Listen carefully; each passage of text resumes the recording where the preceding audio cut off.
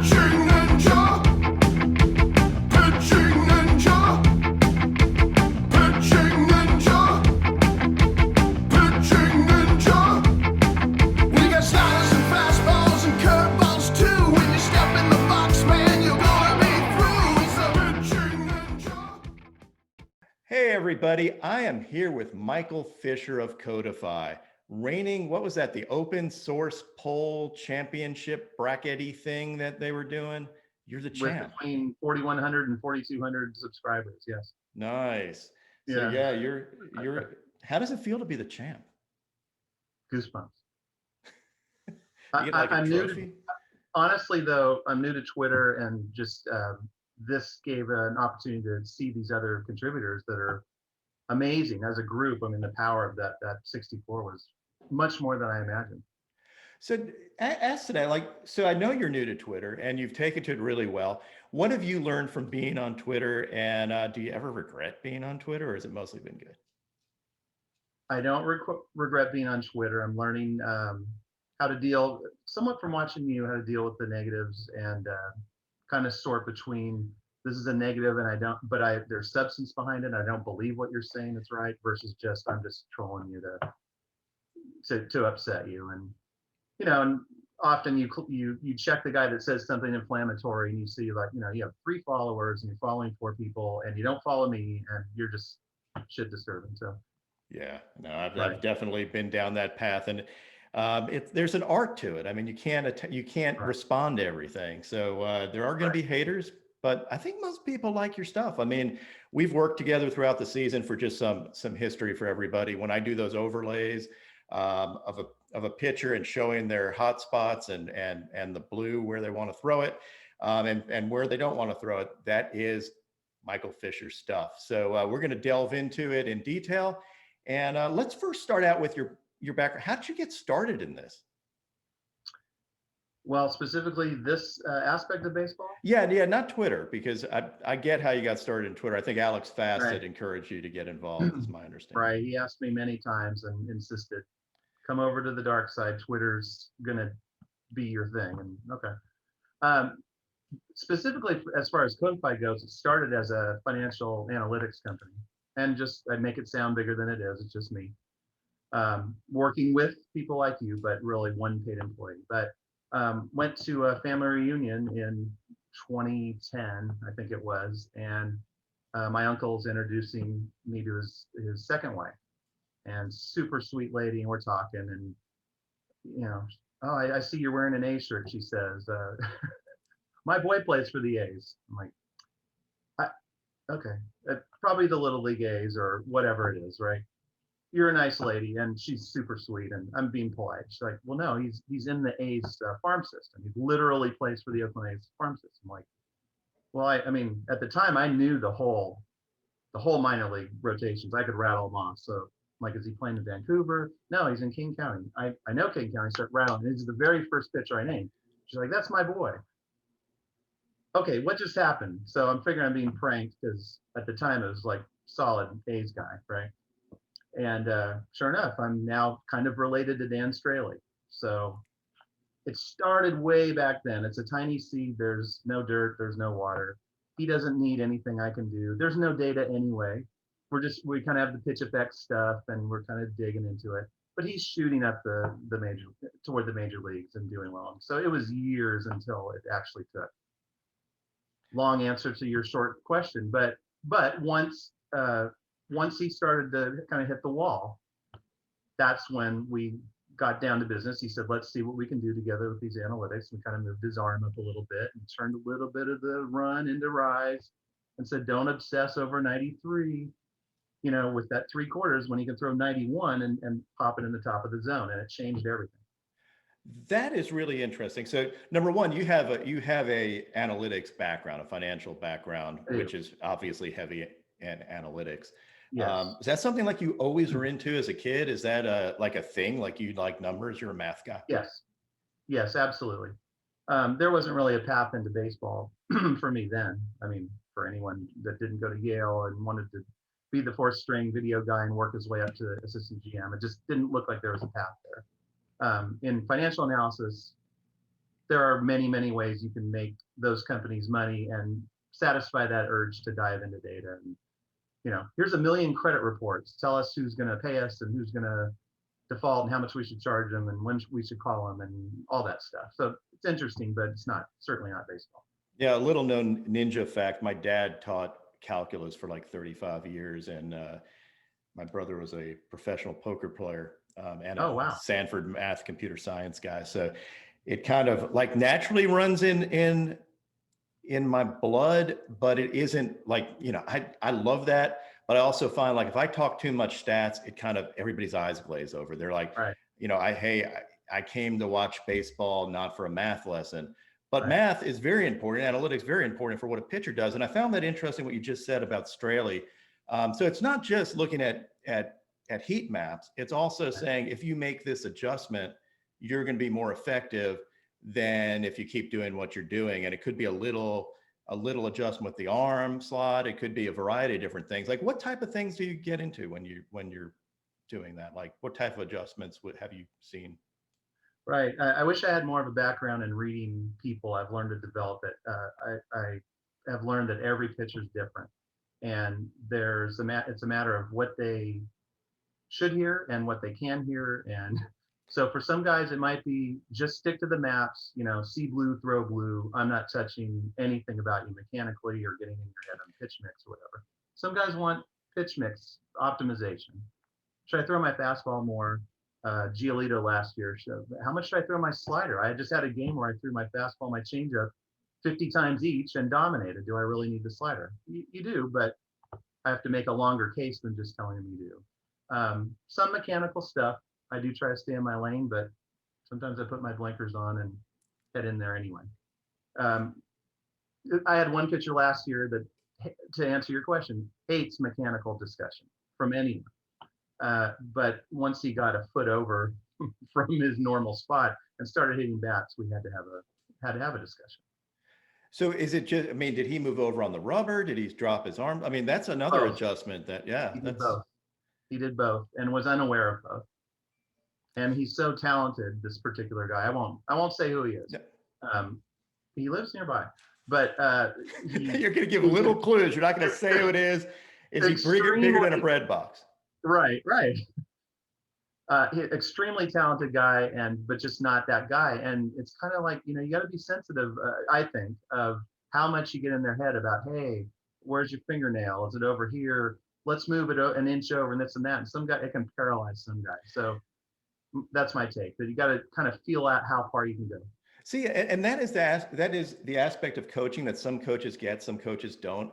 Like, right. I think every player is different. You're going to have some players that love analytics. They want to know the details behind every chart that you have. And some players are just like, hey, show me where the blue is and where I probably shouldn't throw, and we're cool. Absolutely. So I find that coaches have a hard time with that. There are coaches that want it done their way and they communicate one way versus understanding pitchers are all different. Some pitchers are just weird. Right. No, there's actually some players I've helped that I've never spoken to. They're in a bullpen. They've seen 3 guys use them. It works. They're like, no disrespect, but like, this is my happy place, and they're successful. And, sometimes I'll push, sometimes I won't, just kind of feel it out. So we talk about these pitchers anonymously. Are there any that I've seen you tweet out some of the guys you work with. Let's just give a list of folks so that people can have that background. Oh boy. Come on, go. Right, I hate to name names because I'm always like, I'm leaving all these other guys out. And the bigger known names would be like, I'm starting to work with Marcus Stroman or Lance McCullers Jr. or Lucas Giolito or Liam Hendricks or Jake Diekman. There's a pretty good list. There's JoJo. I saw him yesterday. Yeah, that was amazing. And you watch a guy like that, and 4 years ago, just working with him would have, and it still is, like, completely special. But now there's dozens of these guys, and it's surreal. So do you find that there are people that you say, hey, I can help you, or are there people that come, which happens more? Like, I know you can be watching a game going, why the hell is he throwing that pitch there? Yes. But and then there are guys that probably seek you out because they heard your reputation, which happens more. And if you have any cool stories about that, that'd be awesome. But you don't have to. I don't chase guys down anymore. I like word of mouth. I mean, I use word of mouth, then social media. I get a lot of pings, and that whole thing of trying to sell guys is gone. They're coming to me. They're eager to hear about it. Maybe they've seen it work. So the days of when I had 2 guys and I'm like waiting for a rotator cuff injury to end my business are kind of gone. So happily, I wait, and it's meant a lot. I mean, there's times we've hit the ground 5 minutes after the first call, and we're in business. So. If I'm going out knocking on doors, I'm not going to get a lot of reception anyway, because the guys, there's a lot of guys trying to get into people's pockets, and they're wary of that. So, Yeah, I definitely, there are definitely guys that they'll have these walls up because they know that everybody's trying to make money off them, and they have and some people just don't. I would imagine some people don't know they need help though. Like some people say, I got this.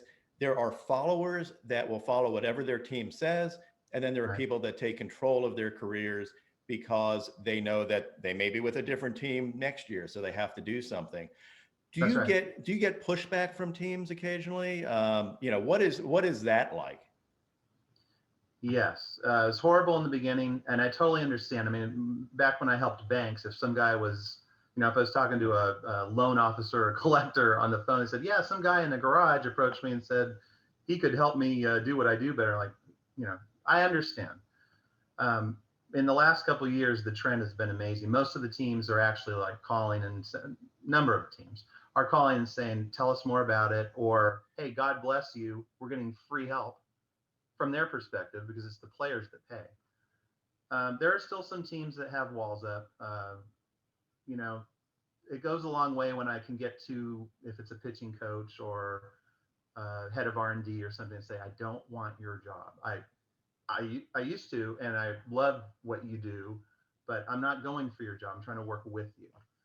That goes a long way. So, and a lot of guys are using nutritionists and Driveline, and it's a little bit more norm now. So, well, I mean, I totally remember how that developed, and talking to Kyle as he was developing, working with pitchers, and there's always a not-invented here attitude, right? These guys are paid money to be the important, and the natural instinct is, number one, from a player standpoint, hey, this guy's trying to make money off me. It may be voodoo. And then from a team perspective, they're like, you know what, we got this. We're in control. We know what we want to do with this pitcher. So I'd imagine the hardest part was breaking down those initial barriers and becoming accepted. But now outside help is much more appreciated. Right. I wasn't even trying to go around them or through them before. I was going around them through the players. And there were a number of times where the teams tried to ban use of the maps. Like, hey, this is too confusing. It's just telling us what we already tell you anyway, which obviously it wasn't. But the players as a group, the users pushed back really hard, and it was accepted. They weren't going to stop using them. It's their livelihood. And that's a really important point that I'd actually tell pitchers from even the high school level or travel ball level. At the end of the day, it's your career, it's your outing. Pitch, like a coach wants to take control of it, but if you're throwing stuff you don't have conviction in, if you're doing stuff that is hurting your career, in the end, again, coaches preach just throw strikes, just throw the ball over plate, let the batter put it in play, all that stuff that is going to help the coach potentially win games, but may not help you in your career. So it's important to take charge of your career. And I love the fact that pitchers are doing that now, both with Driveline or other folks where they're taking development in their hands. But then with y'all, with you, I mean, I think that's a fantastic trend. So what do you do so teams, obviously, they pay a crap ton of money for analytics departments and stuff, right? I mean, some do. Yeah. I guess yeah, great point. Some don't, and they don't believe, like, for whatever reason, they don't believe in it still in 2020, almost 2021. Right. It's pretty crazy. But like, why do you think you saw things differently than the analytics departments do, or are they just cash strapped, or they just, I mean, what is the issue? Well, I don't get a good look inside everyone. I sometimes hear what they've been told. I think I would have gotten into this earlier if I had known the state of analytics inside baseball. I kind of assume when you see the people in the backgrounds that it's something that it isn't really. Um, so once I started realizing that, especially through Straley, you'd say, well, the team's telling me drop 3/4 and throw 93. Whatever you do, if you throw 92, you're not going to pitch. Throw 93. Like, is there more to it? Did they tell you where to throw? Once I started realizing there's holes there, started trying to do what I thought they were doing, but building it from the ground up, especially the maps. And we all the time, users match up what the teams tell them with what I tell them, and we look at where they're different. Because I mean, the maps are always evolving. There's always something to learn. There's too many moving pieces, and there's too much chaos. And we look to see what we can pick up, but they're behind on the maps. Yes, I know. Like, I mean, you've sent me maps of pitchers you don't work with. Do you have this big old database of like everybody? Because like literally before a game, you'll say, "Hey, do you want the maps for so and so?" And I'll say, "Of course I do," because I find it really Right. interesting. Like you're obsessed with this stuff, aren't you? Like you have you have maps on everybody, or do you do it like ad hoc and you'll say, "Hey, let me delve into this guy a little more." I have the ability. I may be obsessed. I agree. Yeah. No, But I know have you're obsessed. Yeah, there's no may in there because I've right, seen right, it. right. Okay, fine. But I do have the ability to run any pitcher for any of his pitches against any hitter. Maybe we don't have history for those two guys against each other, and when it doesn't, it's looking at the characteristics of that pitcher and filling in the blanks, doing what you would do if you were trying to do something with a pencil and paper or computer or the data or the video. It's trying to do that, but doing it quickly and then boiling it into something they can use. Gotcha. So you can extrapolate a pitcher to other pitchers like him with maybe Right. similar stuff, or and maybe a hitter that he hadn't faced, but other hitters that are like that hitter that you can find weak spots. So you try to, like, you have this Right. ability to compare all that. Right. The similarity thing is a very tricky part, for sure. Yeah, You have to. I mean, it's easy to do that wrong. I could imagine because there's so many different things. I mean, we talk about release points, even Right. heights of pitchers, the way they move. There's a whole bunch of things that could be differentiators, and I think you're probably evolving in all that stuff even as I Absolutely. speak. Absolutely. What was the biggest thing? So the biggest thing that you've evolved in most recently, like what is like jumped out at you, like, hey, wow, this is going to take me to the next level? Probably that piece of similarity of looking through the garbage and not just saying, hey, this guy's like three pitchers. He's a lot like this pitcher and he's a little like this pitcher. And, Kershaw just threw a pitch. Tommy Malone can't learn anything from that. Well, he can, because Tommy's going to have that umpire in a week. So we can learn something. We only have, what do we have last year? 260,000 or 70,000 or whatever it was pitches. We don't have a lot to go on. So let's learn from every pitch as much as we can. That was a big thing. That's all. So it actually, you'll take into account the umpire even, because umpires obviously have different strike zones. I mean, I have the Ripper shirt on right now, if you can see it. The Ripper, yes. Yeah, I mean, you have a PitchingNinja shirt, which is unbeatable. Well, I have the standby. Yeah, I mean, I didn't know how much I wanted that blue Ninja shirt till I saw Darvish with it, but that's a separate thing. Yeah, and I mean, it's put it on sale. I will buy it. This isn't like I'm not trying to sell you on this stuff. Like I'm just saying. All you got to do is post a picture of it. Take my money. I mean, is the Ripper like? Does he get like special stuff? Do you want to like get somebody caught looking so that he stabs them? Is that like ever in the chart? Like you should. No, but that's a good idea. Yeah, I mean, that's Ripper why bonus. I'm here. Right, right. But that's really interesting. So it is umpire specific. It is hitter specific. Can you take in environmental stuff? Like say does it matter the weather? Is it something, maybe that's a next tier? It does. That's a great question. Real quick on the ump, they don't release the names of the umpire for a series till an hour before. So when Liam Hendricks wants maps against the Mariners 3 days before, or 2 days, or this morning, like we have to do a neutral ump, or because I don't even know the crew, right? You can do it for later in the series, then As far as weather, environment and stuff, I mean, what's the wind at Wrigley? They have the meter, it's on a building across the street or something like that. And have you ever been to Wrigley? I've been outside Wrigley, but I've never Right, been to a game in Wrigley.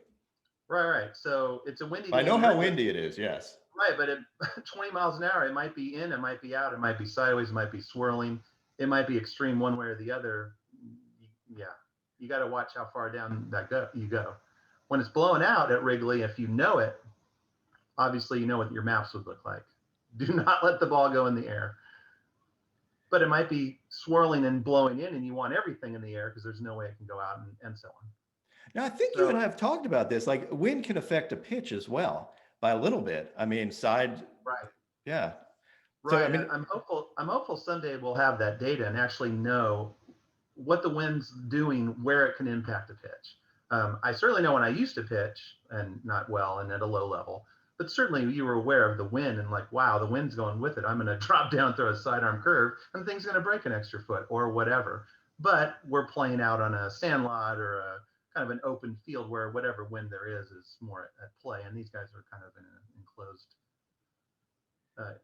area. So it's almost limitless the amount of inputs you can have to do this. And it really seems to need somebody that is obsessed as you at doing this. It's not a, hey, generally, like the ones you see on TV, you see heat maps, but it's generally hitter specific, saying this hitter Right. can't cover this part of the zone. Right. Less pitcher hitter, certainly not similar pitchers, because they just don't have the ability to do that. Right. And I think sometimes people get confused the other day I showed one of your heat maps overlaid and I said, wow, this hitter's got like, a huge blue area. He just must suck. But it happened to be against Shane Bieber, which it has more to do, I assume, with Shane Bieber's knuckle curve than it does the given hitter even. Right. And the arsenal. Okay, grab a bat. Bieber's going to throw a curve. You're already kind of screwed, right? I mean, at least I am, and you probably are. Yeah. But definitely. think about all the other pitches he throws, and all those pitches are coming out of one spot. You're not going to read it out of his hand. I mean, until it leaves his hand. And if you're sitting there trying to read it, I mean, that's why he does what he does. So that's a big trick of this is looking not just at the pitch and isolating it and telling how similar it is to like a Sean Doolittle fastball. Oh, it's like Justin Wilson or whatever. But the arsenals are different. And, Doolittle can throw a changeup or a slider. Well, what's that going to look like when he only throws one every 9 pitches or whatever it is? That's right. There's so many moving parts. And the sequencing as well, right? I mean, because it depends on if a hit, like you mentioned Giolito throwing 50-50, does he need a slider? Well, if he throws a slider every so often, Right. Number one, you got the element of surprise, deception, all that. How much does sequencing play into it? Or does it? But here's one thing about surprise. If you surprise a guy and you throw an out of zone pitch and you surprise him too much, he won't swing. Right. And that's a big deal. When he started to sneak the slider back, he's throwing these just beautiful, 6 inches off the zone, normally blue, but you just threw 300 pitches and 2 sliders. So you surprised him so much he didn't even swing at the slider. I will say I've had a couple guys really lean on the sequencing too hard and say, oh, so I'll start off throwing inside with the fastball, then I'll throw outside, and like you can't be predictable past a certain point. If you want to ride your arm and carry your 98 fastball and all that, that's fine, but that's not sequencing. That's your pitch to begin with. But if you want the magic of the sequencing, don't think that you can do it enough that the batter knows. If the batter is paying attention, this guy starts off with this, and man, he throws. The teams are good at that. I've seen 80% of the time after a fastball, he's throwing a breaking ball away. They know that. So you got to watch. I think my opinion, and I think I can support it with data, is you got to watch falling into discernible patterns because I think you're giving something back as a pitcher. I would, and you also said something that I found really interesting, and it's true. Like we talk about tunneling, and I like to show tunneling in videos and GIFs and all that, and it's important. Like no doubt it helps with deception and stuff. But there are also points where you're tunneling with a pitch it's a pitch that you haven't thrown, but it's a pitch, like every pitch tunnels with something.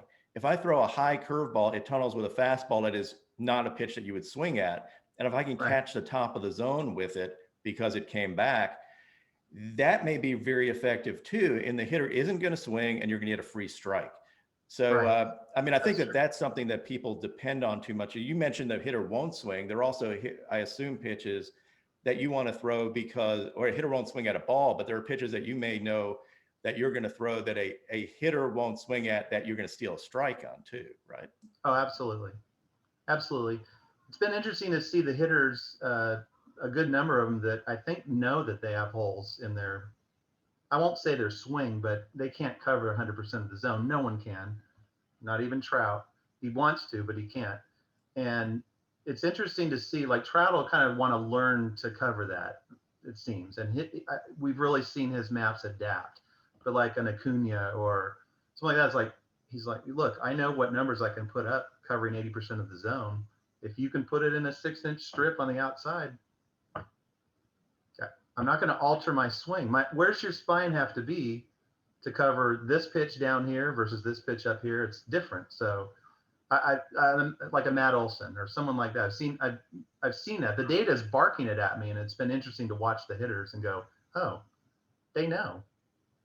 They know. Even on a 2-strike count, they know. And they're counting on the guy making a mistake rather than, hey, tip the cap. The guy hit a 6-inch target. What am I going to do? Do you ever, I mean, you're not ever going to give this stuff to hitters though, right? I mean, I've shown hitters before. damn you. I don't know if I should tell this story, but Straley showed Ichiro. Straley's walking around with the maps when he was on the Marlins, and Ichiro walks by, and I don't know if he said it in English or not, but he basically is like, "What is that?"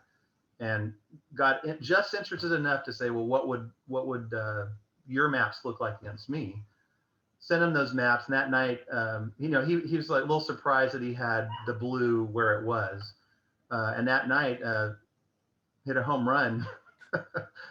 Like he said, I'm going to look for this pitch. I didn't really know it was a blue spot. I'm going to adjust my swing a little bit, which I mean, no one else could do, right? I mean, yeah, he's ridiculous. Ichiro, and so yeah, some hitters have liked to see it, but hitters they still have to react to what the pitcher does. That's why I like pitching. I mean, you hold it in your hand. It's all up to you to put it where it goes, and the hitter's all about reacting to what you did. So back to what characteristics of a pitch kind of stands out to you in a vacuum? Like obviously it's going to depend on the hitter, whatever, but is it you're someone who looks at a lot of pitches. Is velo, location, movement, what things make a great pitch to you in a vacuum? Not again, I'm not telling you any specific pitcher, but I'm just curious for folks out there, what would you say are the most important characteristics In a vacuum? Yeah, in a vacuum. Velocity, because there's no movement in vacuum. So all right, you asked me an easy question. Wow, that's all right. I'm sorry. Velocity is kind of like money. Like the guys that say velocity doesn't matter, are kind of the ones that have it. Money doesn't matter. It matters. It all matters. There's not really a substitute for location. That's not really necessarily a direct characteristic of a pitch. But, if you throw 93 and you want to throw 95, well, that's better. But can you still throw the ball where you want it to go? You can't. So what did you give up? If it's a breaking ball, you got more movement, but you changed the shape of the pitch. Did you change to a better shape? Just because it moves more doesn't mean it's a better shape. And can you control the damn thing? You're Diekman. I'm trying to make maps for this guy, and then some guy on the internet gives him that was hilarious. this new grip, and it goes from breaking 6 inches to 1.5 feet. Can you control it? And it was definitely a give and take of nobody can control this thing, but give and take. This is much harder to hit, and I can still throw 95 up and in on you, and you're kind of screwed. So in that case, and that's a great point. So for those who weren't paying attention this year and not following my Twitter, Jake Diekman had asked for Chaz Rose slider grip and did it like in a day, and all of a sudden started throwing these ridiculously filthy sliders. And I remember, I think you had contacted me like, oh my God, it's moving like, X inches more than his traditional slider did. And it was filthy, and he was just disgusting this year. He threw a couple of those last year, just filling around. So I knew it was possible. Sometimes you see the data and go, this is wrong. This has to be wrong. If I'd only looked at this year, I'd be like, somebody bumped no, there's 12 cameras, so they didn't bump the camera. But this doesn't look right. He was definitely filthy. What was cool about this is you guys had your interaction. The guy is already completely like off the charts, physically talented. And he could just grab a ball and go, oh, like this.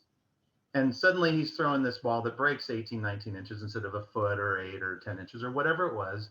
And then click, here's your new maps. Right? Because I just throw that freaking pitch. Right. It's an interesting dilemma for me because, like, when you look at Jake Diekman's history, when you're making his maps today, he didn't have the Chaz Rowe slider. So how much do you use his history? Right. Yeah, and that's actually a thing. I'm not sure.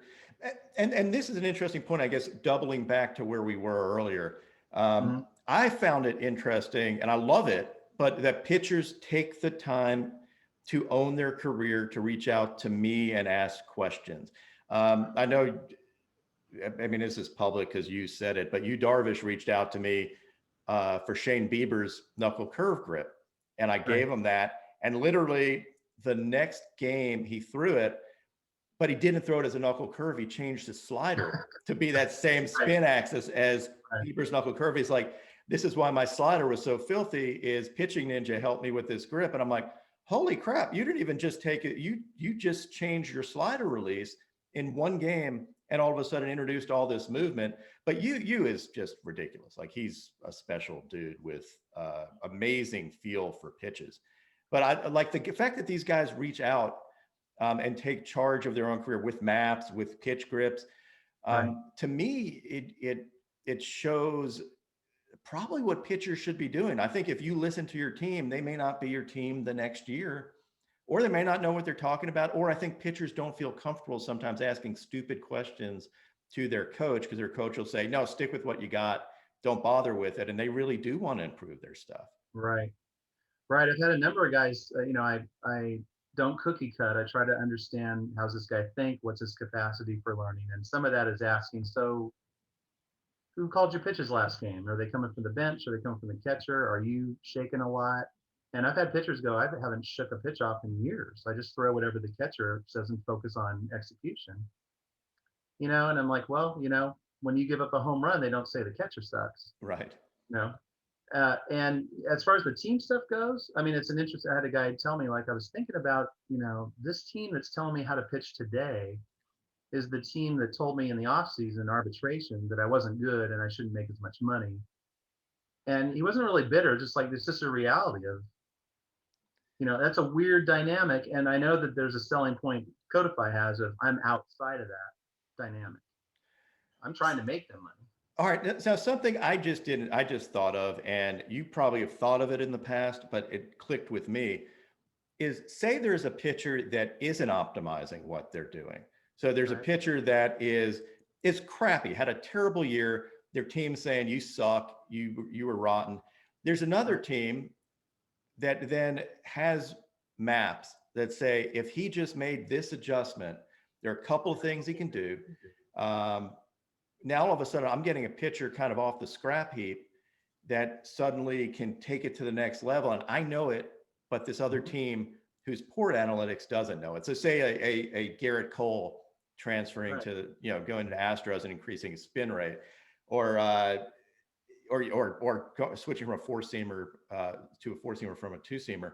Obviously, that goes on. But it can go on at a much finer granularity, even in the player acquisition standpoint. Does anybody contact you about that, and why wouldn't they, or why would they? I mean, am I wrong? You're not wrong. A big piece that's missing is knowing where a guy's trying to throw. There's definitely been some maps. I started work with catchers. You work with agents, though. So say the pitcher says, yeah. Right. Go ahead. What was your question? Oh, no. Yeah. So my question is, so a pitcher can talk to his agent and say, hey, I talked to Michael Fisher Codify. He said, if I do this, and we can have analytical proof. that I'm going to be better, maybe that bumps his salary some. I mean, there is an aspect of this that plays into the Moneyball concepts of baseball, I think, unless I'm looking at it totally wrong. Right. It's extremely topical with the pitchers. I mean, it's like, where are you in your ARB setup? And, you know, let's just be real. You might be a pitch away from not pitching anymore. You need to make your money now. It's just a reality. So we talk a lot about that, of what do you have to do to make your case better. From a team standpoint, I mean, I was going to say, Yasmani Grandal, he calls me up and feels like a prank call. Giolito's got a sense of humor, so I thought maybe put him up to it. But no, it was a real call. And he's like, I'd like to get maps for some other White Sox starters. And some of those guys, their maps are incredibly blue. I mean, you look at him and you're like, this guy's got as much blue as Bieber has. Like, how? But they aren't controlling their pitches. And I don't, you know, that requires a lot of analysis. Are they overthrowing? Do they just not have? Is it just not going to happen based on the way they throw? Those are things you have to fill the blanks in with, hopefully not guesses, but educated opinion. And you just went into another point that I wasn't intending to ask, but it clicked in something in my head. When pitchers, they're towards the end of their career, what is the first thing? So what is the reason they're towards the end of the career? If location's all that mattered and the pitcher was still able to hit their spots, then the pitcher should be able to pitch forever, and as long as he's able to hit those spots. So clearly it isn't just location. With spots though. Right. But say a hitter, like say they have, you know, they have the blue, but now they've lost a few miles an hour. That's going to affect that's going to affect the chart. So clearly, absolutely. Yeah. So clearly it's the velo component, because I don't know that command goes as much as velo goes as you age. You're probably wiser, but you just can't throw the ball by anybody anymore. Right. That velocity, the impact of losing the next mile an hour it's not linear. It definitely changes. I helped Tommy Malone this year, and I think he was sick. Yeah. Right. But and thank God that he can. But I mean, his margin of error is 0. I mean, he's got to put that thing right in a teacup. He can, but man, you know, when he misses, and it's like he's throwing 86. And like, hey, he might be hurt. No, that's how fast he throws. Now, if he goes 84, 83, I mean, we might not be seeing him anymore. He's kind of on the edge of, like, you know, he makes up for it with extreme command and extreme location because he has this intel. But you can only go so far when you're really low on that spectrum on one thing. So are there pitchers that it is, I mean, and I think we're touching on it, there are pitchers that it is more important to have, I mean, everybody has to have a plan. So I'm just ranking them. So you're saying Malone, he's really got to execute his plan. Giolito, I assume, has a little bit more margin for error that's taken into account in the charts themselves. But there are pitchers that should be begging you for this because they're going to stay around. Versus, I would imagine, if you're, I don't know, Aroldis Chapman throwing the ball by people, maybe you have a huge margin for error and your approach is a little less important. Would you say that's fair? Yeah, I mean, the extreme velo guys, they have a huge margin of error. You've seen, I mean, look what DeGrom was doing this year, where, like, even when he threw it down the middle, and there's more to it, but even when he missed down the middle, it's like, come on, it's still going 100 miles an hour. And, you know, you get up to 97 and those extra ticks mean proportionally more and open it up more. So, but if you're talking about, I'm trying to balance out with your aging pitcher bit, and once that guy that didn't have the plan, that was riding his fastball 85% of the time, once he starts throwing 95, he's going to need a better plan than just, hey, I'm throwing 80% fastball. That's not going to work. Yeah, it reminds me of Maddox saying he actually executed his pitches as well or better when he was older.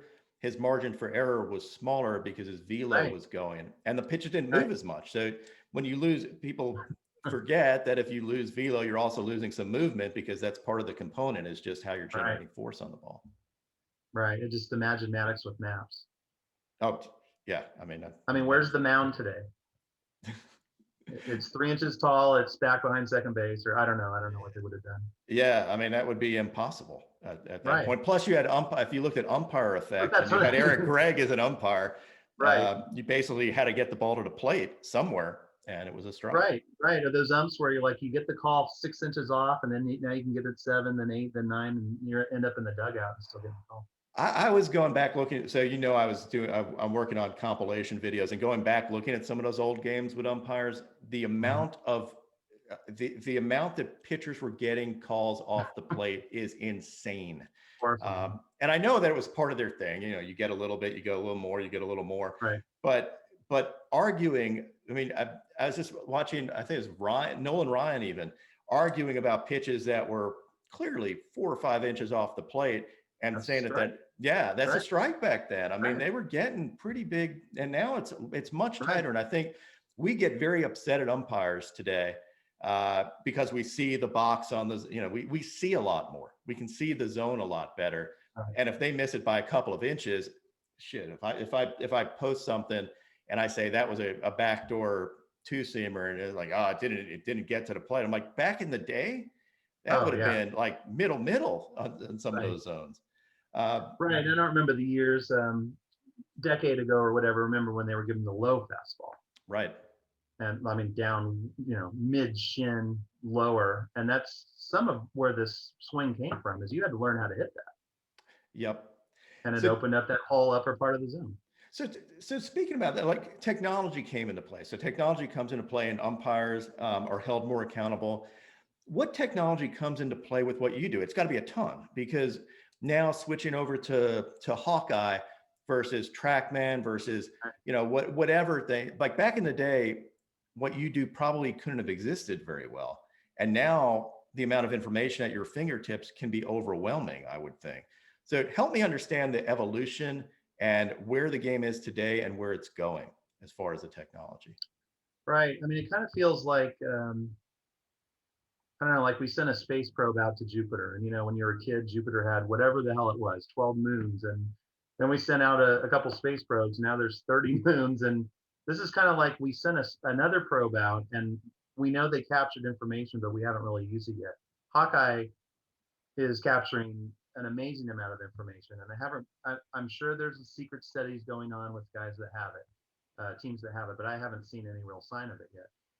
But imagine now, instead of just, whatever it was 5-6 years ago, we're taking whatever it was, 20 pictures of the ball from 50 feet from the plate and going, well, I guess he released about here because that's how he would have entered it into that tunnel, to an out of hand system, to now 12 cameras with 19-point skeletal tracking.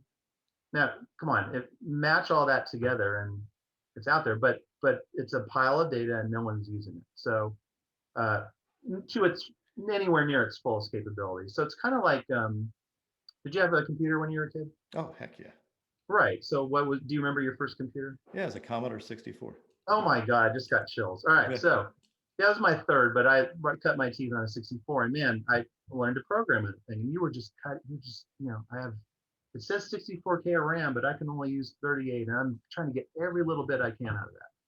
And there's a point to this, so hang in there. So video games, they learn to use every little bit of what they could, and that's what we've kind of done with the baseballs. We only had what we had, and we used as much as we can. Now today, video games aren't as great as you think they could be with these monster machines they have, because we don't have the manpower to make video games that really use every little inch of capacity. It's like that with Hawkeye. We have just mountains of data. The guy drops his hat, and it's tracking his hat. His hat flipped this many times. It fluttered to the earth at 6.23879 miles per hour. Full skeletal capability of a batter. I mean, the pitcher's looking at the batter. Hey, I know that when you raise your heel, it's a tick, like you're playing poker. It's a tick. We could see that now if we look at it. I can't see it. I can't see the data, but it's being tracked, and someone can start to fish that out. And you can't pipe it to his ear during the game, but you can say, watch his heel. Absolutely. And that I think is really exciting stuff, but it just shows the need for even more next level analytics. And you almost don't know what you don't know at this point. Right. That leads me to things like deception, where you can tell when a hitter is, I assume, with this technology, you can tell when a hitter is really picking up the pitch, as opposed to when we assume, hey, this pitcher hides the ball well. Well, it could be the pitcher moves in a herky-jerky way that the batter's not used to seeing. Mm-hmm. Or there's some other thing about the pitcher, his arm slot, it could be anything. It could be the way his legs are that the batter's focused on that, or some weird movement. Right. But for whatever reason, that pitcher is going to be more effective because of deception. And I think what we've gone into, and I've talked to, a lot of folks about trying to measure deception. Mm-hmm. But I think what we do today is velo became really important, partly because it works, but partly because you can measure it. You can go back to your GM, your coach, whatever, and say, Right. hey, I got this guy throwing 98 versus this guy throwing 90 or 89. Don't you want the 98? Because I can measure that. I can measure movement. I can measure spin rate is now important because you can measure spin rate. Before it was just like deceptive. Well, I'm not going to bet my job on my own eyes. Now I have a number for it. So some of this stuff, if we can put numbers on it, is going to become more and more valuable. Isn't that right? Is that the right way to look at it? That is right. Part of what my system tries to do without Hawkeye data is guess where the bat was on the swing, which is not very easy. We can see when there's contact made, which angle the ball went and all that stuff. Hawkeye will let you plot the path of the bat and the path of the ball. So now you'll know if he's late or not late, or right, because I don't know today literally on a one case basis if the guy swung under or over a pitch. But I do know that 90% of the time he fouled the ball off, it went up versus down. So if that's happening, he's probably under more than he's over, and so on. It's fishing stuff like that out to make maps. That's crazy because that can tell you so much. It's like pitchers know this. Like, if he fouls it straight back versus he was early on it, but now being able to, you don't know that historically.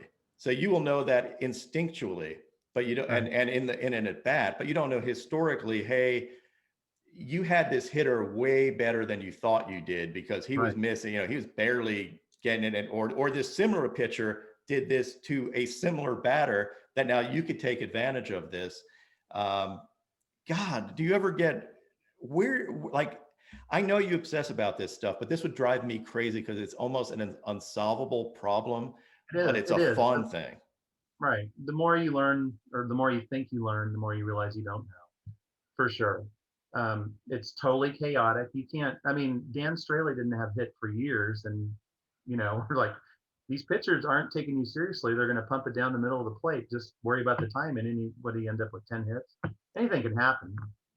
Tanner Roark had faced Syndergaard, and Syndergaard throws a beautiful 2-strike pitch, and he hits one. It draws chalk. It hits the railing. It bounces along the railing, goes around the right field, and he gets a triple. Anything can happen. And kind of respecting that. I know everybody knows that, but just like there's not a quote unquote answer. It's more like I'm throwing dice, but I'm allowed, even though betting's taboo in baseball and all that. So sorry, but it's loaded dice. And hell, you actually have an extra die. You're playing the odds. And if you follow your plan and mix your pitches, and man, if you're throwing a blue pitch on the first pitch 80% of the time instead of nibbling on the first pitch and all that stuff, it's going to add up nicely at the end of the day. So it's a law of just bigger numbers where you're trying to do the best thing. It doesn't mean it's always going to work out. Well, just like every time you throw a bad hit, or bad pitch doesn't get hit, and a good pitch doesn't always get somebody out. It's maybe the biggest thing is that I watch when I first watch a guy is when there's an unlucky outcome on a good pitch. Did he go away from his strength or not? Because a lot of guys are like, oh, he hit this pitch. Dude, it was a good pitch. It's just a fluke. Recognizing the fluke versus, no, it was a shitty pitch or bad delivery, or you threw 7 in a row, or you tipped it, or some other thing. That's not always easy to tell. But at least they can pull their maps up and go, well, if I delivered it right and I mixed right, this was a good spot. At least they can take that out of the equation.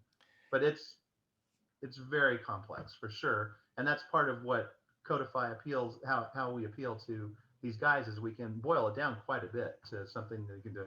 C-map, throw pitch, like Liam Hendricks.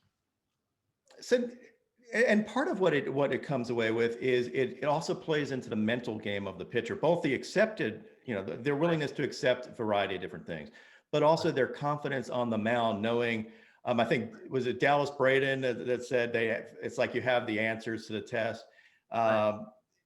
You're going there with that confidence that you have a plan of attack that over a long run is going to be the best plan of attack. All I have to do is execute. That's right. There's obviously a real benefit to knowing where to throw and when, but there's a sugar pill placebo benefit. There is. These guys have seen noticeable velo increases, a little bit more movement, because they're like, I have full conviction on this pitch. I don't even care what happens. I do, but I already know this is the pitch I was supposed to throw. And that's just incredible.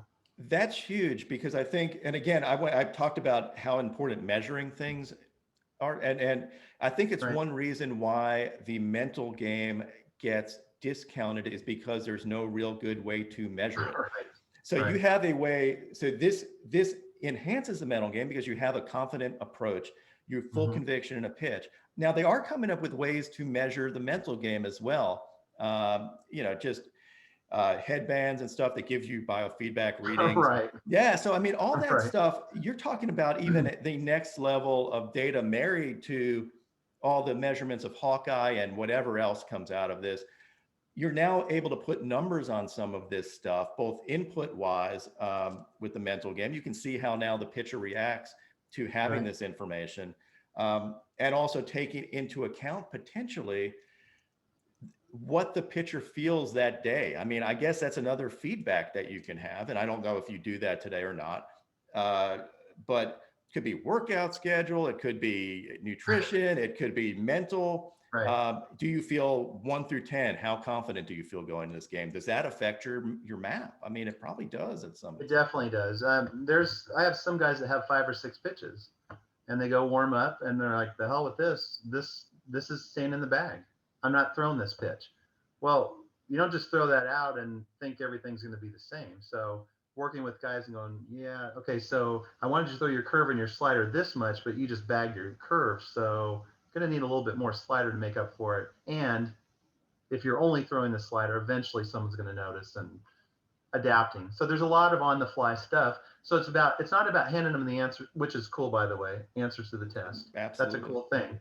But it really is optimally about teaching them how to think a little bit differently on the fly and keep their eyes open to things that are changing as well, but not overplaying them too. And it's going to depend. Recency is a huge thing with some guys. They're like, well, this guy did this earlier. Yeah, but that didn't change your maps that much. Okay. Don't overplay the recency. That's a big issue with my guys for sure. So it's not even just the maps, it's an approach. It's a changing their approach to, hey, don't change everything just because this guy got a hit off you. In the long run, this is going to work. There's other aspects of it too. So it is full-fledged coaching. I mean, it is a supplement to coaching. Basically. It is. I used to coach high school sports and I coached both guys and girls. And actually the guys were easy when they're in high school. I don't mean to say, I mean relative to now, but it was like just poke the egos and they'll do what you want them to do. And I could have done more, but I was just surviving. But I coached high school girls as well, and quickly learned they're all different. And you not only can go bark at this girl, you should bark at this girl to get her going. And this one, if you bark at her, she's going to quit the team. So you actually have a different approach with each one. It's like that with the pitchers is, how far can you go? There's one guy that he can only remember like 3 hitters and maybe 4 pitches. And you want him to learn more, but part of his success is that like a caveman thing of like, I'm going to do this. I'm like, be a caveman, but you don't have to play his game. Be a caveman in the blue, and we're trying to stretch his ability to adapt, to learn more about how he pitches, but don't take the caveman out because that's why him, because he has a little bit of that primal thing to him that wants to stick it into whatever you want to say. Yeah. I think Greinke said some of his teammates were just his dumber teammates actually performed better because they just didn't care and they just went at it aggressively. And I think some of the smarter guys overthink things. And you can run into that, and you could probably run into that with trying to memorize charts and stuff too, where they don't perform athletically, they're just robotic, and that doesn't work.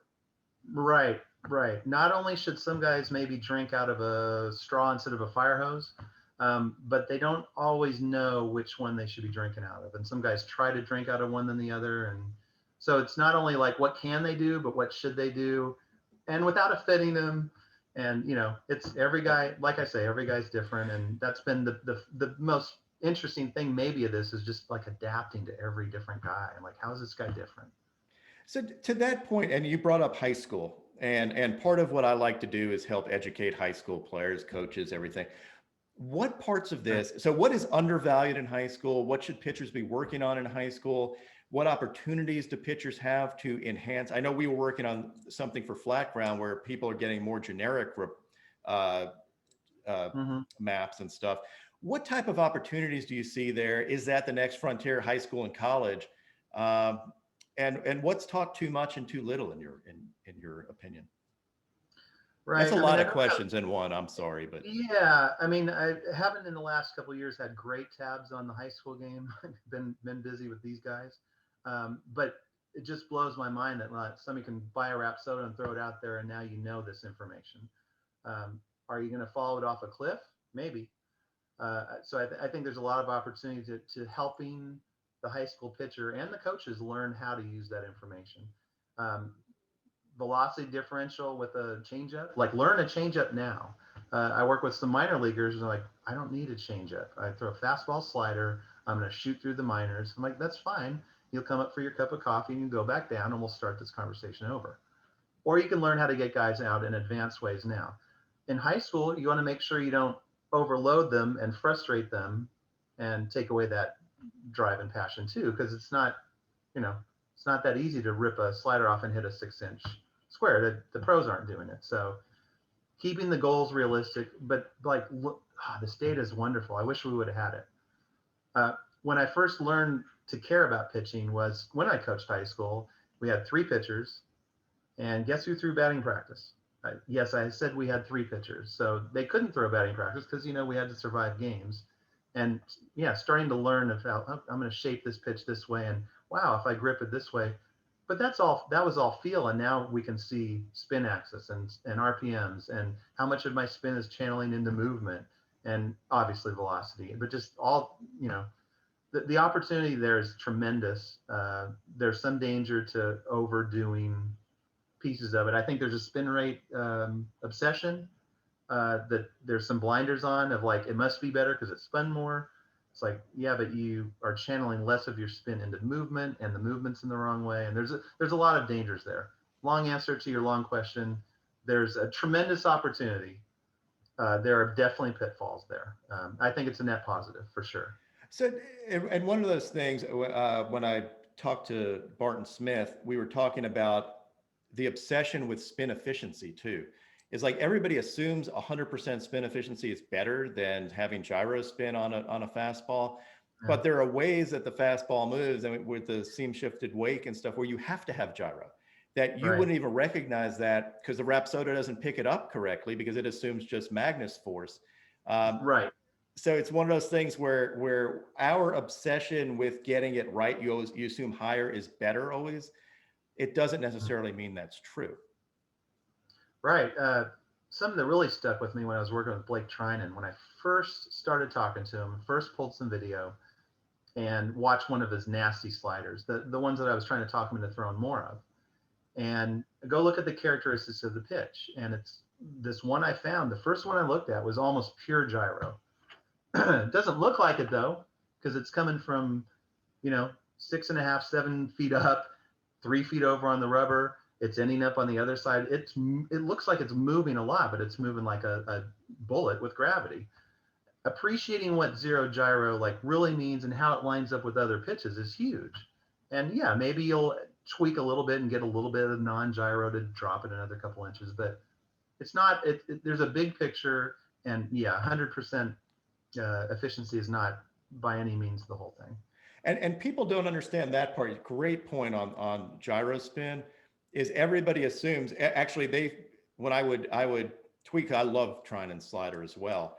And I tweeted and everybody's like, that looks like a 12-6 curveball too.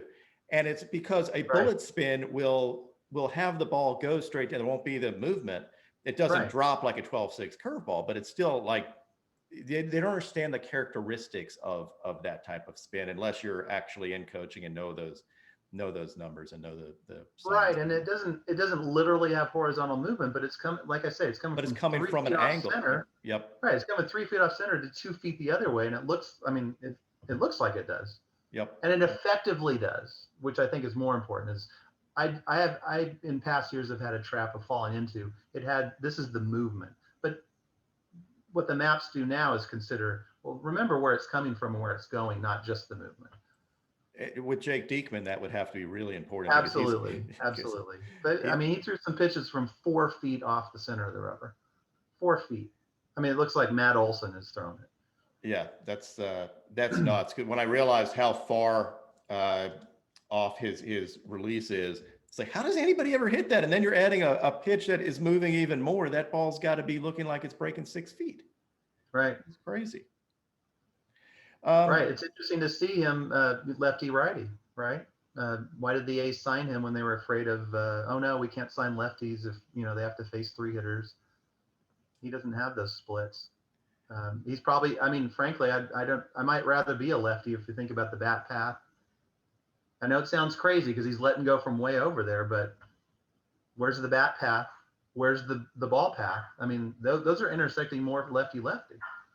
Think about it. Yeah, no, that's a great point, and I don't think I don't think a lot of people think that deeply into it because you're just thinking of just your normal platoon type. Right, right. My stuff's all about bat path and pitch path. That's how you hit it. So, and then the monkey brain that tells you to swing.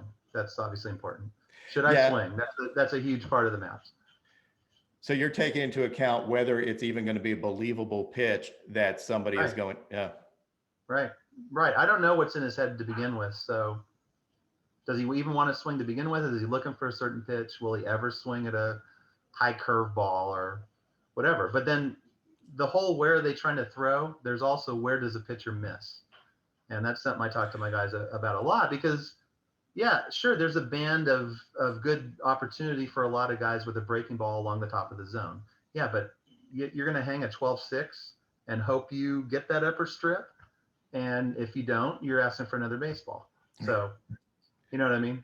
Yeah, you have to have a margin for error built in, Right. and that's why, yeah, that makes a ton of sense. It also gives you the confidence then, because if you're trying to hit a 1-inch square, you're not going to have that much confidence unless you're Greg Maddux. Right. But the bigger the margin for error means, you're going to take that chance. You're still not, again, we talked about this. You're not going to be successful necessarily. You're giving yourself the best chance to be successful with what you got. So it's going to vary also based on someone's command. Right. I've had plenty of guys get into nibbling because they're afraid of that thing. You got to take some chances too. And the maps let you see like in zone where you can go confidently. And because if you're nibbling right out of the gate, I mean, you're behind. It's just, they're not going to add up to good numbers. They're just not. Yeah. Is there anybody that stands out? What pitches stand out to you today? Like in today's game, what pitches do you sit there and go, and not guys necessarily you work with, actually I'd rather guys that you don't work with even, that you look at and you're like, holy crap, that's ridiculous. Right. Well, obviously the airbender is insane. It's always interesting to think about how good is the airbender because he can throw that 96 with it. Interesting question. It's obviously amazing. What does the hitter think when he's trying to hit that? You tell me. Are you guessing before he throws? Because I mean, I'm not a professional hitter. I'm probably guessing. And I watch these guys that even the ones that look like they guessed, they're still not hitting it. So yeah, probably the airbenders up there. If you think about some freak pitch that even when they guess, they can't hit it. DeGrom, when he was off, he's off the charts. There's times when they guess, and it's like they're hardly ever hitting it. Would that scare you to work with DeGrom? Like, so what do you do? Like the guy is already as good as there is. Are you sitting there going, man, I might F this guy up if I take him off that? I mean, that's tough. Right, I would be wary of that for sure, but I'd want to know what his plan was going in. I've certainly watched all of the guys that were in the NL race. It wasn't DeGrom. There was one guy pitching in a weird way. I'm like, are you trying to throw there? You asked earlier, do you ever watch guys pitch? And I know that there are elite pitchers in the NL that follow definitely suboptimal game planning. I don't know about DeGrom. Now that we have some Mets playing with Codify, maybe we can learn more about, they have McCann coming in, who had some exposure with the White Sox Codify. Kind of learn more about it and see. I definitely wouldn't want to be the guy that screwed him up, for sure. But I also believe that there's still room for improvement based on what I've heard, which is interesting. Because Yeah, you I watch can't him, you're like, imagine. how does anybody ever hit him, right? Yeah, I can't imagine. So I had this nightmare that Aroldis Chapman asked me for mechanical advice, and I was like, yeah, exactly. I was Don't sell actually on drinking. I was talking to Matt Daniel at Driveline about that, and he actually had the similar concern. Like, what do you do with that guy? Like, I'd say, yeah, keep doing what you're doing. Right. Um, Right. Right. One thing we can fish out of the Hawkeye now is the observed, like a Rapsodo. This is the observed spin axis. This isn't what I think it's how I think it's spun to move. This is literally how it's spun. So now there's the dilemma of, do you say that to your pitchers? And some guys want to hear it, that it varied by 15 degrees, and other guys are like, don't tell me anything. This is my changeup. I'm okay with it playing around a little. I just want to throw it. And other guys want it and can use it and will get better. And that's a big hurdle of like, who should I say what to? like you released this at a few Right. degrees off, and Right. that's why it got hit, or didn't move as much, or it moved a lot, and it actually in the right hands makes it more easy to replicate, but in the Right. wrong hands makes a pitcher too focused on their release and everything else and not attacking, as you mentioned, the confidence that you have knowing the answers to the test or knowing that you're giving it your best shot gives Right. you just that mental game edge. Do you take that away from somebody? And that's a great Right. point. Right. Grab that ball you had in your hand and toss it to me right now. Okay, you just toss it to me. You probably got pretty close to me. Now I need you to have it spin at this axis, at this flight. And you might miss me entirely trying to meet these goals that aren't the goal. They're just ways to the goal. So, but again, it's not true for everybody. Some guys need to hear the detail and they can use it. And it's finding those guys who are kind of more freaks than not, to be honest. So how much do you learn from each pitcher? I mean, so you work with a variety of pitchers. Mm-hmm. Are there things that have surprised you and helped you be better at what you do, just talking to a pitcher and saying, I never thought of it that way? Someone maybe challenge your way of thinking a little bit. Right. I did have one that surprised me. He said he tunneled every pitch through the same tunnel. One tunnel every pitch. And that's all he did. Didn't move it around. So just like center of the plate, I'm going to throw it and I'm going to rely on the right. And if I throw it well, I'm going to be in the shadow and life is good. And really kind of like looking at his body of work and going, it's not bad. Keeps it in the park. He's doing pretty well. Is that, and how can I get him off of that? Because I don't think I want you to do that. How about two tunnels? How about a left and a right tunnel? How about and it's not necessarily a learning, but it's just another reminder of, every guy's different, and how far can you go and how far should you go in helping. Well, one of your guys, as I talked to Giolito, and Mm-hmm. he said that he tried to throw basically he tried to throw everything kind of the middle of the plate-ish. Right. Didn't feel like he had superior command. Right. Relied on velocity and velo difference, and thought that was the way his mind worked, and that was his command.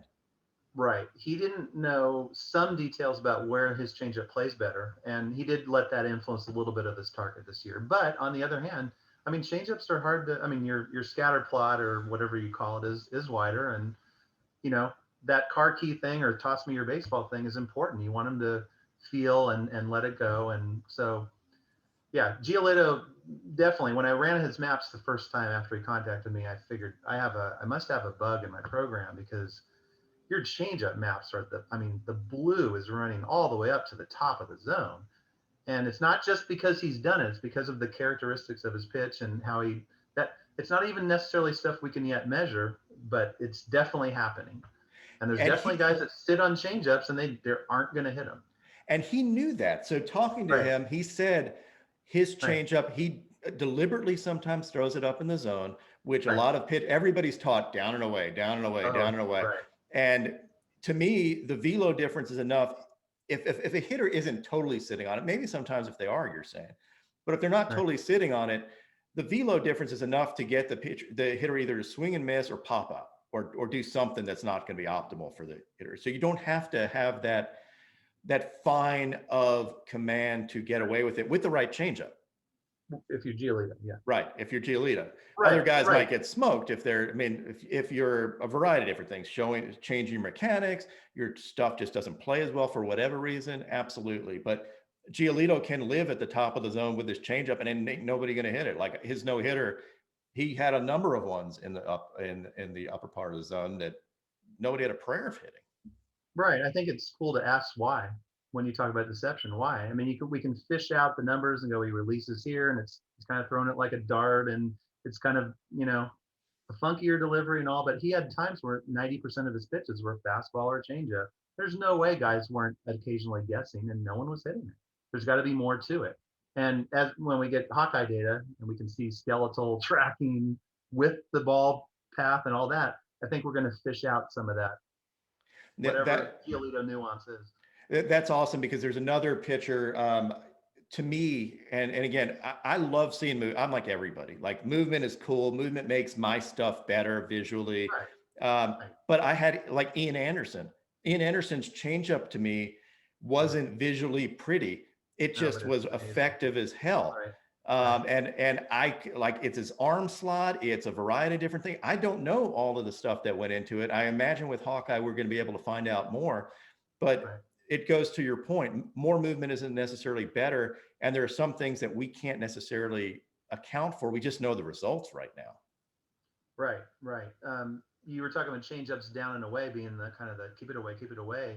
And the maps are really showing down and in is a really good spot for a lot of guys. And some of the guys were bold enough to try it, and they're like, we trust your maps, so we're not going to pick and choose, what we believe in, and had wild success because it's looking at where's the bat.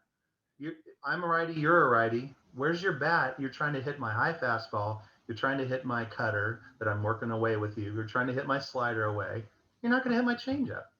So, and now that I can throw the changeup, I just made my cutter better, my fastball better, and my slider better. So you remember we were talking about the air bender and how filthy that is.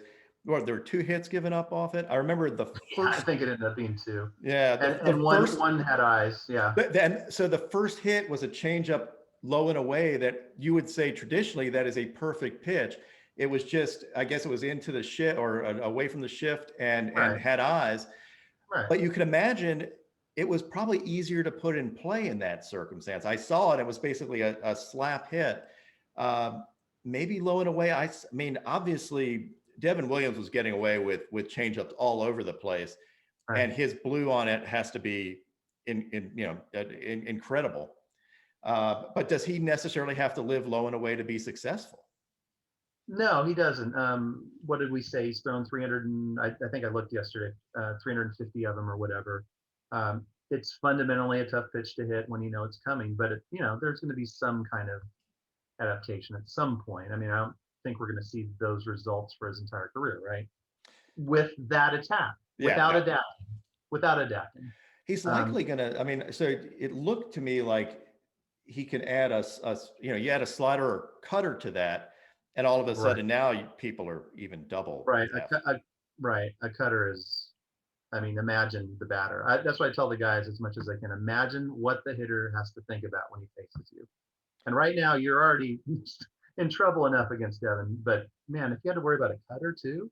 Yeah, what are you doing? And how much less can you lean out and stick the bat out once in a while and get a fluke hit on a change? Right. So he should adapt, and I hope he does, and I'm sure he will, because he seems, based on what I've seen him post, he seems like someone that's hungry to learn more. He asked for a couple of things, and I'm sure he's toying with a third pitch to use, put into the mix. And oh my God, he'll be scary. Yeah, I mean, it's already ridiculous where it's basically his changeup's acting like a slider with the amount of his spin rate is insane. Like I haven't seen a changeup with that spin rate personally. Right. I mean, you showed it better than anyone how it's spinning, and that's the direction it's going. It's almost all channeling into that direction. So yeah, it's nuts. That's when you get the max movement. It's kind of like Bauer with every pitch. Right. Most rise, most sink, most curve, it's Bauer every time. But it's that's a Bauer changeup, I guess. I shouldn't say that because he's probably going to try to learn it. He did. So Bauer He struggles probably with already it. did. Yeah, he had a great changeup for a period of time, and now I think he's come to the conclusion. Number one, he doesn't feel he needs a great changeup. And number two, it's really hard for him to throw. So there are some people that I've talked to, some MLB, high-level MLB pitchers who can't pronate. Dan Straley is one of them. Right. Right. I think Stroman said he has a hard time pronating a changeup. So they have to throw it some other way. And I think Bauer just had a hard time with. He had a great changeup for a period, and he only threw changeups, and then he got away from it because I think he realized that his other stuff was playing better, and he just didn't feel comfortable throwing it. Didn't have it down as well as and as consistently as he needed to do it too. Right. You don't want to throw a pitch when you're thinking that, right? Yeah, exactly. If you have 6 clubs in the bag and you're looking at the 6th club going, I don't feel good about that, just leave it in the bag. Especially if you're Trevor Bauer. Yeah, I'm kind of that way with pretty much every club. I feel 9 iron. I feel pretty comfortable with it. Give me a 9 iron, I'll be okay. Pitching wedge, I can do that. That's about it. Right. So, is there anything else that we haven't touched on? This has been great. Oh, I'm sure. I feel like we're going to have a follow-up because this is it's either way too geeky for anybody else out there, or there are people here that are just going to be swimming in this and wanting more. And if you want more, let us know in the comments. We will give you more, and we'll do this again. Yeah, that'd be great. It'd be interesting to see where it goes from here. A lot of guys are calling and seeing that stair step of success when they use this stuff, and for whatever reason, there's a proven path there now. So let's see where it goes from here. Well, I'm excited to see where it goes, and because it seems like it's a never-ending challenge, and it's always going to change with the new technologies. Being able to measure different things means more inputs for you, which means more work for you, but cooler results. Right, robots. What are the robots going to do to the maps? Oh, forget it. Like that's going to change. What should they do, right? What does it do to the hitters? We've seen in other leagues they're trying it out, and now the batter knows there's a robot, but that doesn't mean they don't swing at bad pitches. And I'm sure you've learned your whole life, right? That 6 inches outside has to be covered. Right, and now you're thinking about these breaking balls that catch a tiny bit of the zone. Right, that's going to be a problem. Yeah, but it's going to be a cool problem for you because your maps are going to look ridiculously cool. Right. Well, I'm going to have to change the dimensions on some of these, like a Bieber curve. It's like, or, I mean, this caught it. So. Oh yeah, the play, but it was a strike. The Bieber curve maps when you were sending me this year were just amazing. Like I would look at them and go, he basically could just throw that. Like it's just got to be somewhere around the plate, and he's going to get people out. And that's what it looked like to me in the game. So watching it was. When I see those, they're not historical. So when I see those, I tuck the freaky ones aside, especially the ones I gave you before. I'm like, let's watch what happens when he hits these spots, not knowing how he's mixing and all. And they're totally legitimate. That area below the knees over the plate, oh my God. I mean, just gold for him. It's my imagination, but when he pitches and he knows it's going there, I mean, I'm romanticizing it, I'm sure, but you can. To me, I can kind of see it in his body, like that's the pitch. I already know he's not going to hit it. I feel that way. So to me, and I know I said it was wrapping up, but he's amazing to watch pitch because it's almost like watching. There's a lot of art. He's got nasty stuff, so it's not like he's throwing it's not like Greg Maddox velo. He's throwing hard, but it looks like he has a great plan. He has confidence, but a quiet confidence about him. Very poised, and seems also to pick up a lot of things from his teammates around him. He's picked up some stuff I've noticed from Clevenger. He picked up stuff from Bauer. He picked up stuff from Kluber. He's almost like a conglomeration of all that stuff. And then that confidence when he throws the right pitch, you see it. It's not like a cocky guy, but it's this quiet confidence about him. He's just so much fun to watch. Right. I don't know him, but he definitely gives off the air of he works really hard. He knows his body. He knows where it is. In the data, we see every ball is coming out of the same spot. And other guys, come on, a breaking ball is going to come out of a slightly different spot. Maybe 2 inches doesn't matter. Maybe 3 inches doesn't matter, whatever. Not with Bieber. It's insane. And certain pitch types have the same spin, same spin, like almost like a robot. And I think that coolness that you see is the fact that he knows he's put in the work and he knows he can replicate the pitch, and he's throwing loaded He dice. had to take that from Kluber somewhat. The Klubot. I wouldn't be surprised. Yeah. I'm just assuming. I need to get Shane Bieber on this too and talk to him because it's going to be really interesting. But thanks for your time today. This has been fantastic. I hope everybody enjoyed it as much as we enjoyed talking about it, because I think we can do this for about 6 hours. We need a beer though. So that sounds good. Awesome. Great talking with you. Take care, Rob. 3, you're out!